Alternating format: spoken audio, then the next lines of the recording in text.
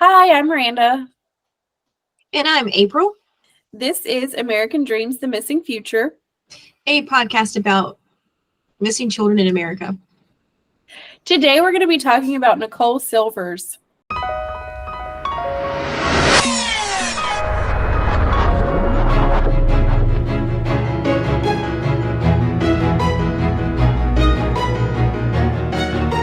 Okay, so today we're going to talk about Nicole Silvers. She was born in June of 1997 and was known as Nikki to friends and family. So we're going to refer to her as Nikki throughout the podcast. In 2014, at the age of 16, Nikki was living with a friend named Dana and her friend's mother, Allison, in Longmont, Colorado, about 25 minutes away from her family's home in Weld County. Nikki was living with Dana and Allison due to family conflicts. She wasn't getting along with her parents, especially her dad, who was reported as being on the stricter side. The arrangement allowed Nikki to live with her friend, and all the adults mutually agreed on it. So Allison was like, yeah, she can stay with us for a while until things calm down. And then Nikki's parents were like, yeah, sounds great. Nikki had a part-time job at Pizza Plus in Meade and went to Meade High School with Dana. She was characterized by friends and family as happy, free-spirited, and loyal. Teachers interviewed suggested that she was a good student who maintained good grades. Now, there was a report of one teacher having signed Nikki up for like this charity program where they would provide clothes and things. And nobody's really sure why the teacher did that, because Nikki's parents were able to provide for her. It wasn't really something that investigators found she needed. So, on April 9th, 2014, at 12:30 a.m., Nikki was seen by Dana in a dark blue 80s model sedan in the driveway of the home they shared at 1000 block Sunset Street in Longmont, Colorado. She was sitting in the passenger seat, and Dana didn't recognize the car or the driver. At 2:30 a.m. that same morning, Allison went to get some water and noticed that Nikki was still in the driveway in the car. Allison also didn't recognize the car or the driver. Around 6:30 a.m. on April 9th, Dana was getting up and ready for school and noticed that Nikki's bedroom door was open. This was weird because usually Nikki would keep the bedroom door shut. And when Dana looked further, she found that most of Nikki's belongings were missing, except for an empty guitar case and Nikki's phone charger. And apparently, like, Nikki was really into music and really liked her guitar, so it was strange that her guitar would be missing, but her case was still at the house. At first, Dana doesn't want to freak out. She's like, maybe Nikki just left early. But even that's weird because usually Dana's the one that gets up first. Are you alive? I'm just waiting for an opportunity to kind of chime in there. I have some questions. Okay. All right. So she's 16 years old. Yes. She is not living in the household with her parents. Nope. So are the parents still supporting her? As far as I know, like, she was still talking to her parents. They were still involved. They just didn't live together because it was a little tense. But a strict home is just going to agree to let their 16-year-old live somewhere else outside of their control? I don't know, because all the reports said she was a good kid and that she was a good student and that it was just relationship was a little strained between her and her parents, but everybody, like, they still loved and supported her. So I'm not really sure. I thought that same thing. Like, my parents would never have let me live with anybody. No. Well, I don't know. Sometimes when you were 16, they'd be like, okay, bye. Never. See? I tried. Anyways. Well, I mean, maybe one reason that the teacher signed her up for charity is because maybe her parents weren't supporting her, like clothes and stuff. Yeah, maybe. Just investigators asked the teacher, and the teacher was like, yeah, I thought there was a need for it. But then the parents were like, no, we have money. What does she need that for? I mean, she obviously needed it for something. The teacher's not going to just say, hey, I'm going to sign you up for this charity. Unless, and this is something, is if she was just like, my parents are giving me money. I don't know how I'm going to get clothes. I mean, kids can lie. Teenagers lie. Maybe the teacher was under the impression that they needed clothes. So, on April 10th, Nikki had not returned home. So this is the next day. Nikki had not returned home, and Dana realized that she hadn't seen Nikki since Nikki had been in the driveway with that car. Here's my thing. Example, if you were sitting out in my driveway in a car that I'm not familiar with and you're there for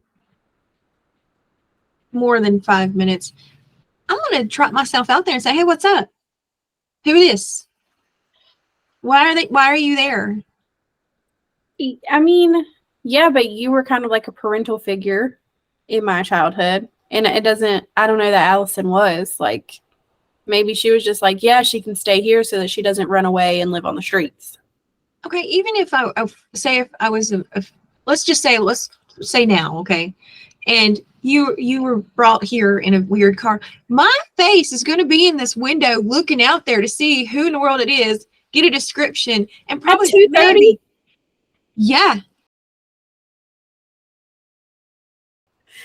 Back to the story. Bring it back around. So it's April 10th, and Allison and Dana have realized that they haven't seen Nikki since she was in that car in the driveway. Not wanting to overstep or overreact, the pair decided to give her some time. They're like, maybe she went home to her parents. On April 11th, Nikki was absent from school and did not show up for work. And this is extremely notable given the fact that it was payday.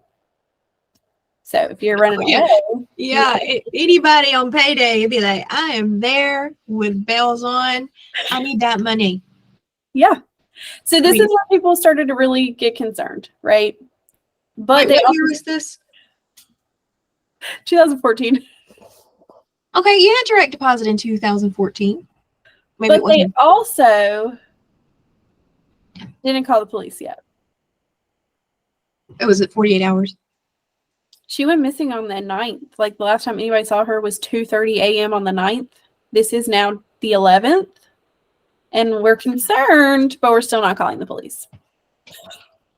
So on April 12th, Nikki's mother and sister, Barbara and Sarah, respectively, reached out to Weld County Sheriff's Office to report Nikki missing after realizing that she hadn't responded to any of their texts and that all of their calls were going straight to voicemail since April 9th.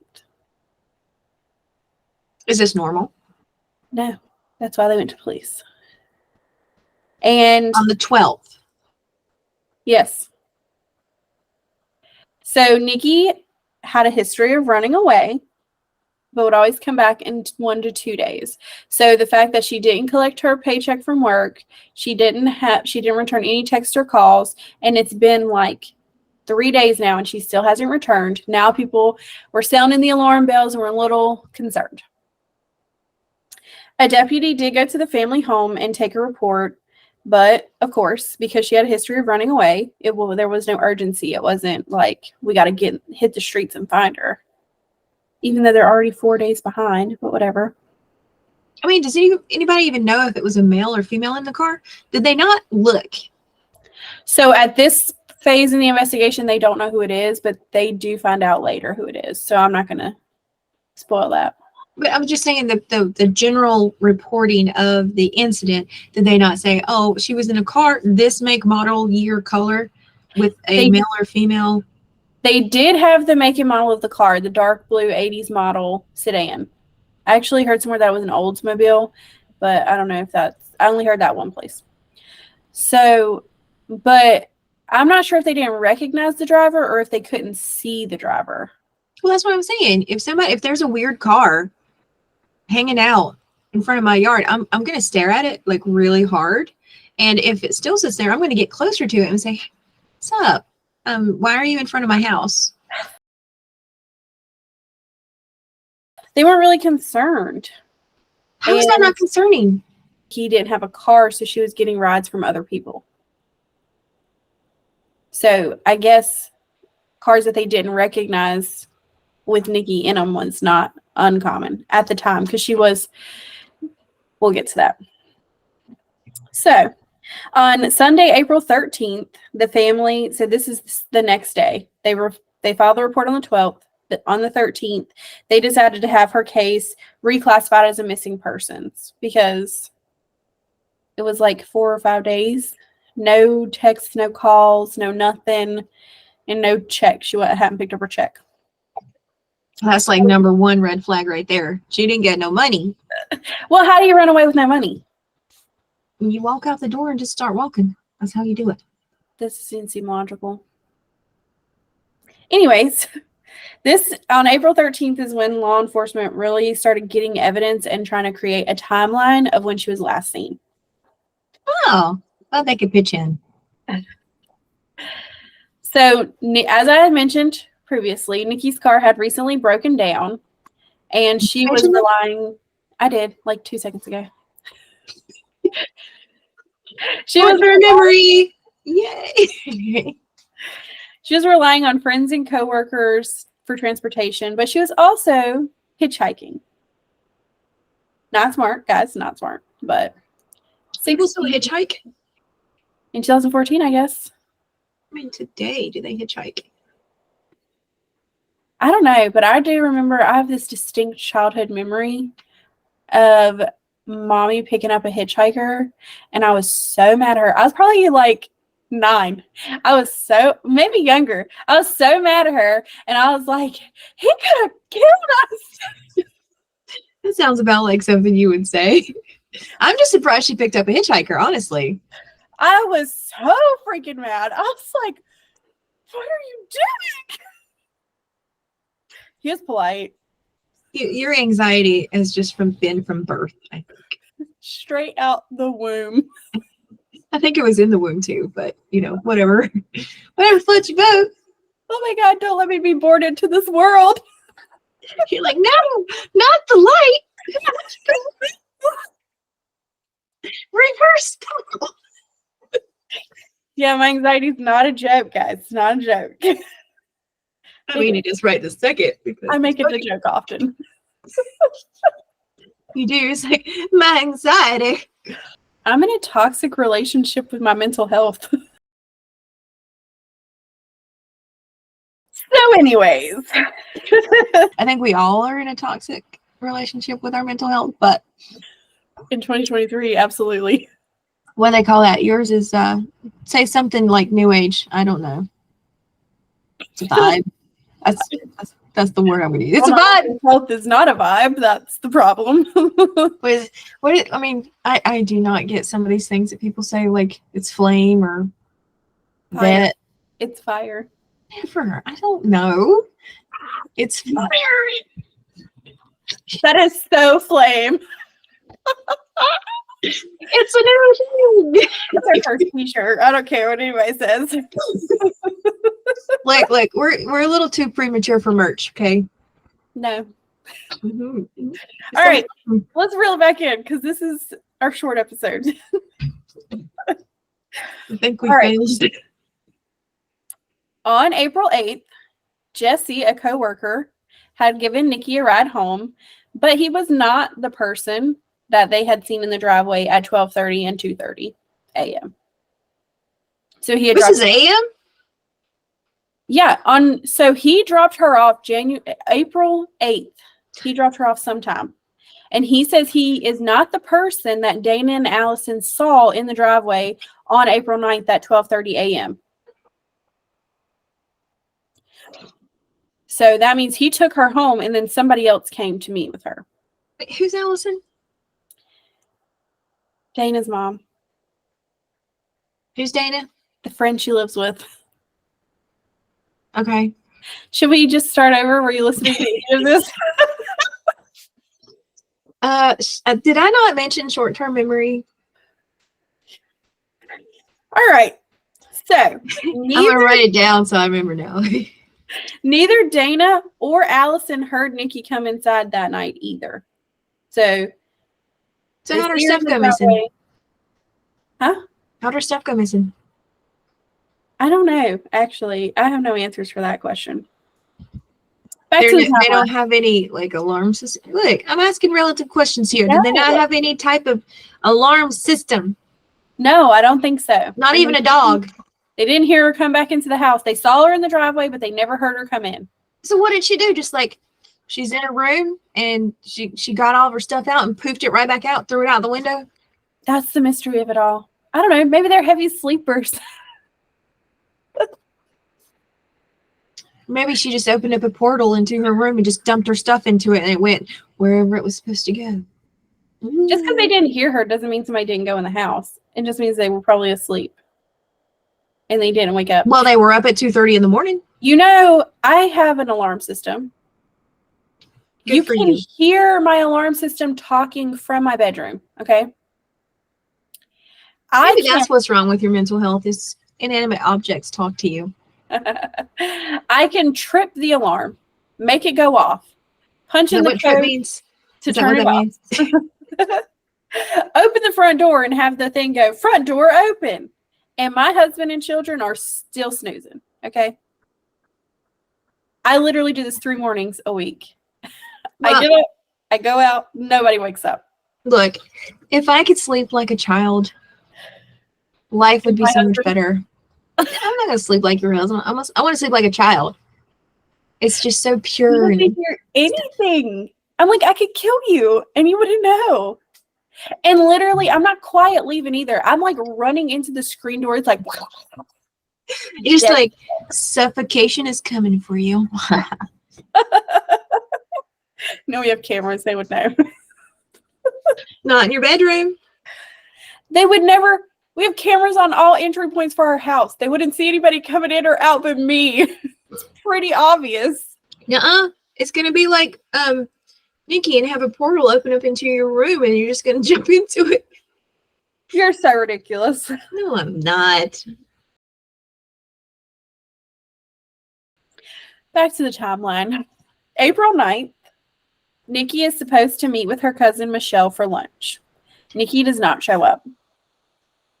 When police thought she didn't get paid until the 14th. How's she going to lunch? I'll answer that later. Police pulled Nikki's phone records and can see that Michelle sent a text to Nikki at 12:30 p.m. asking where she was. And that was the last text message or any communication that was received by the phone before it died. So on April 9th, the phone was still on until about 12:30. And no pinging on that? I mean, I don't know if they ever, I don't know. On April 10th, Allison and Dana. That's the mom and the daughter. Right, but it says they found her empty room, but earlier it says that Dana found the room on the 9th. So, okay, so let me redo this. So on the 9th, she finds that her room is open. So I guess they didn't actually look in it until the 10th. When they hadn't seen her for a couple of days. But she disappeared on the 9th. I don't know. The timeline's really weird. One day. So. Because it sounds to me like she was in the car. She was in the driveway. She was stuck in the car with whoever the stranger is on the 8th. And then, no, the 9th, sorry. The 9th. Really early, like 12:30 a.m. on the 9th. And then 2:30, you said, yes. Yeah, she was still in the car at 2:30. Mm-hmm. And then the 10th, because they didn't think anything of it, so they go in the room on the 10th, which is, so I'm thinking. Right, so I misspoke earlier. They don't search her room on the 9th. They just notice that her door is open on the 9th, which is weird. But then they do look in her room on the 10th, and that's when they find that all her stuff, except for the case and the phone charger, are missing. What? Does she just not have any stuff there? How open was the door? Is it just a crack? And they're like, oh, it's a crack. Or was it wide open where you can actually walk by it and see inside the room and know that her stuff is gone? I don't know. But it says all of her stuff is gone. So I'm assuming she had quite a bit of stuff in there. She was living there for weeks before she disappeared. Sus. So That's the timeline. She definitely went missing on the 9th, early morning, like 2:30 a.m., 3 a.m. actually. It's assumed. So, Barbara and Nikki's mom.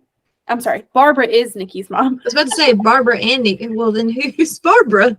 Barbara, Nikki's mom, informed law enforcement about an older boyfriend named Patrick and an out-of-town friend named Chandra.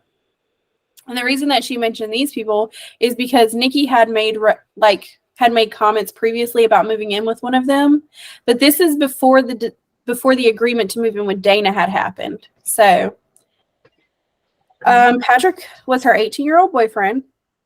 They say older, but it's like 2 years, so I think that's a little dramatic. So Patrick's 18. He was dating Nikki, but then he moved to Mississippi to live with his sick grandfather. And after he moved to Mississippi, they broke up because actually said that Nikki broke up with him because she didn't want to have the long distance relationship. At 16, that makes sense though. Can't be tied down to a boy. Well, I guess it depends on who you ask. Me, I can't be tied down to a boy. And you're like, no, oh, you're going 5 minutes up the road. We done. Done so. So Patrick said that he had actually been in communication with Nikki recently. They maintained a friendship. And the last time he had spoken to her was April 8th. But he said that she was happy and everything was good, according to her, and she hadn't told him any plans about running away. Obviously, he's not a suspect because he was thousands of miles away in Mississippi when she went missing. But he ended up leaving Mississippi and coming back to Longmont to help search for her because he was very concerned. Oh, well, that's sweet. Chandra, the friend. Yeah, it's all right. It's okay. It's slightly nice. It's okay. I just can't, at 18 years old, I mean, I did change my whole life at 18 because I had a baby. But if I hadn't had a baby, I can't imagine having stopped my whole life for a missing person. No offense. I was very selfish when I was 18. Just 18? Yes. So the police moved on to Sandra, who lived in Colorado Springs. And Colorado Springs is about 2 hours away from Longmont on the southern part of the state. You do a lot of stuff in Colorado Springs. Huh? You've done a lot of stuff in Colorado Springs. It's popular. I see that. A lot of people go missing in Colorado Springs, apparently. Well, not Nikki. She went missing in Longmont. So Sandra told the police pretty much the same thing that Patrick had. She said that Nikki was happy and had not shared any plans to run away and that Nikki was not currently with her.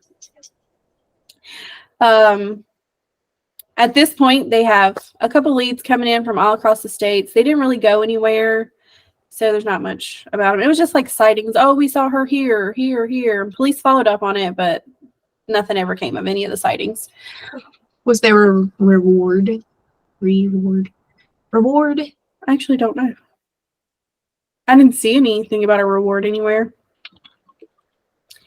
Police looked into Nikki's bank records at this point, and they saw that she had a few $100s, but there was no activity. So that put the runaway theory even further on the back burner. Because, like, you're 16, you're running away, you have money, but you don't use it. That's weird.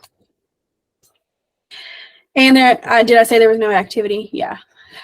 So at this point, no new leads. The case goes cold. Nothing's really happening.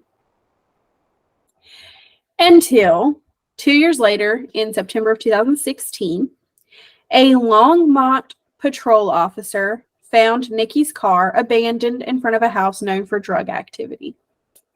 Wait. I thought her car broke down. It did. But I guess they hadn't located it. Because her case, I think a lot of the problems with her case is it takes place jurisdictionally, like across jurisdictions. I'm so proud of you that you said that word. Thank you. I would have butchered that word. I'm not even going to try it. Nope. So a Longmont patrol officer finds her car in front of a known drug house.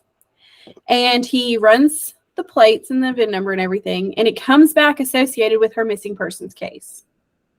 So he writes that into his report that it's associated to a missing persons report, but he does not contact the lead investigative agency, which is Weld County Sheriff's Office.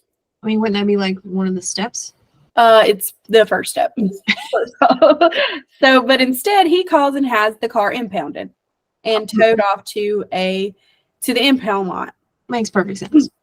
Absolutely. Yeah. So the towing records indicate that nothing of value was recovered from the vehicle. They're not really a crime scene investigator, though, so who knows? Well, I mean, they didn't even do step one. Now, a full year later, in September of 2017, a Weld County Sheriff detective. Wait. You said 1 year later? Mm-hmm. I thought we were in 2014. No, we were in 2016. Oh, that's when they found the car. Okay. Yeah. Okay. So 2017 now, a full year later, a Weld County Sheriff's detective is doing a random database search for anything connected to Nikki's disappearance. And he finds that Nikki's car was located a year ago and that it's sitting in a Longmont impound lot. So, of course, they go. He was like, what the F at this point? Oh, I'm pretty sure he's pissed.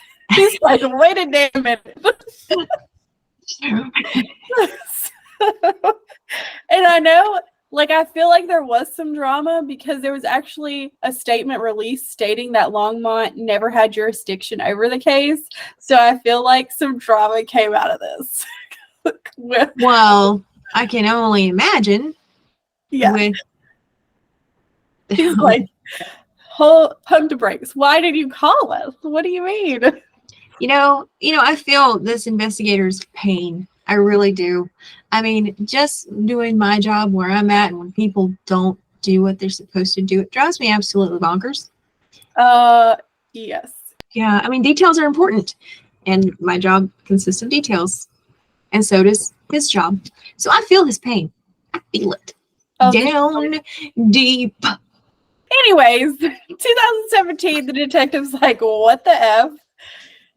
So they go and look at the car again, and they can't, there's no leads, no clues come from it. And now they'll never know if that's because there was nothing to find or if it's because of the Longmont PD dropping the ball with the report.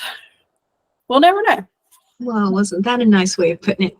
And another thing I don't understand is her car breaks down in 2014, but you don't find it for 2 years. That's suspicious, right? Maybe Longmont is a big place. It's not. I actually don't know. Don't quote me on that. Anyways. Maybe they didn't put a bolo out on her vehicle. Yeah, they had to have because it came back in. It was connected to her case when he ran the tag.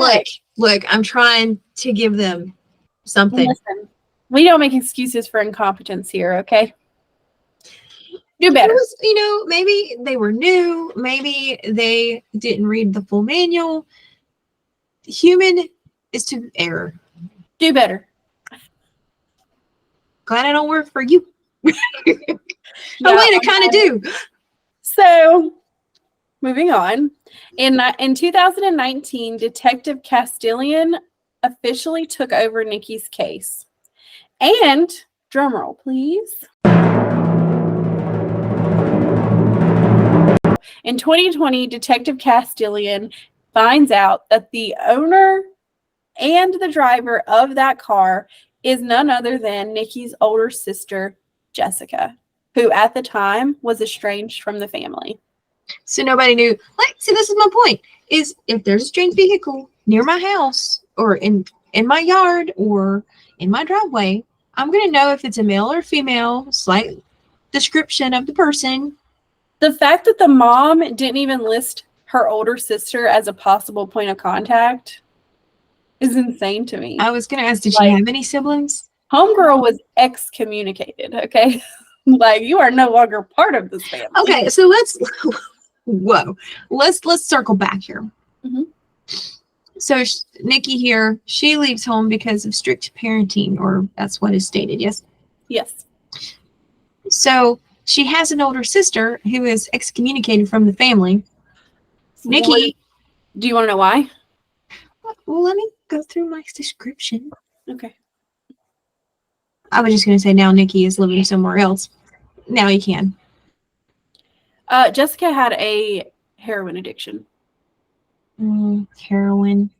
Yeah. So in 2014, when Nikki goes missing, Jessica is in the throes of a pretty severe heroin addiction. I don't know why I said severe. Every heroin addiction is a severe addiction. Mm-hmm. You can't just do a bump every once in a while. And it's all, like in the beginnings, you're like, you never know who's actually doing heroin. And then somebody says, oh, they were on heroin. You're like, what? They were on heroin? That's pretty obvious. Like, no, it's really not sometimes. Sometimes it is very evident. I can name some people, but. In 2014, Jessica was in the clutches of heroin addiction. Her addiction. Okay. And she actually hadn't come forward to police because she was still battling with that addiction. And I don't know if you know this, but drug addicts don't usually talk to the police, period. Just in general. So in 2020, she was clean and sober and ready to talk. Oh, well, that's good. Yeah, good for her. Good for you, Jessica. Yeah, absolutely. That's an amazing feat. The reason Nikki's car was in front of a drug house is because Jessica had been borrowing it when it broke down. And Jessica just left it there. Okay. I'm not really sure where she got the blue car, but I'm guessing she borrowed it from somebody. I don't know. And on April 8th, the sisters had spent hours talking and catching up. So that bled into the early morning hours of April 9th. And they were just talking about regular sister stuff like boys and the future and things like that. And their conversation wrapped up at about 3 a.m. So this would be 30 minutes after Allison had seen them in the driveway. And Jessica says at that point, Nikki went into the house, like she watched Nikki go into the house, and then she left. Jessica was also adamant that Nikki did not use substances or have any issues with drugs. She said that she only partied socially. And that's really all the information that Jessica could give. So this girl just kind of poofed out of thin air. I do think it's weird because Dana and Allison are like, we never heard her come in. And Nikki's like, I physically watched her go inside. So that's weird to me. It's also weird that it's just the whole case is just weird. Sounds like it. So Castilian re-interviewed everyone after Jessica came forward. He wanted to see what details changed, what new details came to light. Oh, and I'd feel sorry for him if he had to interview me. Well, he said that everybody's recollection was the same. Like, nobody's story changed. Was just no new evidence came, no slip-ups. So now the case is cold again. Today, in an effort to keep the case alive, Detective Castilian runs weekly online searches looking for any leads. He's also looking for her guitar, like maybe somebody selling her guitar. And he runs her DNA profile against unidentified remains regularly. Obviously, he hasn't made any connections there. So, police believe it's foul play. Pretty much, police believe it's foul play, but some friends and family think that she ran away. But who would be the foul player? They don't know. But a friend of hers suggested that maybe she ran away to a communal living community called the Rainbow Family. And they're just very hippy-dippy, off-the-grid people. One of the relatives jumped on this bandwagon after she saw a picture of a rainbow gathering. And she believes that the woman in the picture was Nikki because of Nikki had a cleft ear. So the family member claims that the woman in the picture also had a cleft ear. What's a cleft ear? It's like her earlobe is just kind of like deformed. I don't know how to explain it. But police were never able to identify the woman in the picture, so they couldn't confirm or deny it. And I actually looked at the picture. You really can't tell what her ear looks like. That's what I'm actually looking at the picture right now. And also, how can you tell? It says that it was her. Never mind. It doesn't say what ear. I thought it was her left ear, and that's the right ear in the picture. But it just says that one of her ears has a cleft earlobe. And the woman's like, yeah, that's her. But police have never been able to identify that woman, and they can't confirm that it's her. And if you zoom in, you really can't see the ear at all. Well, I mean, it's a blurry picture at most. Yeah. That's all. Police believe it was foul play. And there's no new leads. The case is just cold. Oh, okay. Well, I guess if anybody knows of Nikki's whereabouts, do they have a phone number that they can call? I don't even have a theory for myself. Just the way the case is. My only theory is that, no offense to anybody, because obviously everyone's innocent until proven guilty. But the only thing I could think is that it was somebody who saw her that night between 12:30 and 3, which would be Jessica, Dana, and Allison. Now, is there any other party in that house? No. And I mean, maybe you could say maybe she was seeing a guy since she broke up with Patrick, and maybe that went south. But there's really just no way to know. It's weird.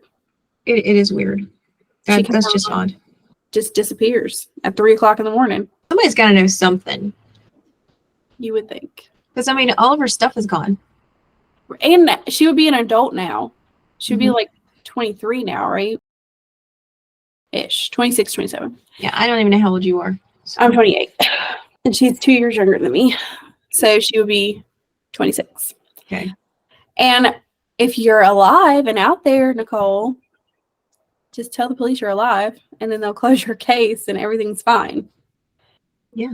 She was last seen April 9th, 2014, around 3 a.m. walking into the house at 1000 block Sunset Street in Longmont. She was 16 years old at the time. She is a Caucasian female with blonde hair, blue eyes. At the time of her disappearance, her hair was dyed red, and she has a cleft ear. Her nicknames are Nikki and Lynn. If you have any information, you can call Weld County, Colorado Sheriff's Office. I hate leaving them unsolved. It's no fun. They're all unsolved. I know. That's why they're really bad missing theories where we accuse people. What's your one theory? I mean, a couple of theories, I guess. I mean, she went home, she hitchhiked, came across somebody that was not as nice at 3 o'clock in the morning. She learned something from Jessica, and then she was just like, what? The hitchhiker thing doesn't make sense, because where's she hitching to at 3 a.m.? She was already home. I don't know. That's a good question. And if she did run away, she loved her guitar, and she was a musician. You're not going to just carry your guitar into the world without protection. She left the case. That's weird. Unless somebody beat her with the guitar. I mean, I think the police are right. I think there's foul play involved, but maybe she is just living it up with the Rainbow family. Maybe.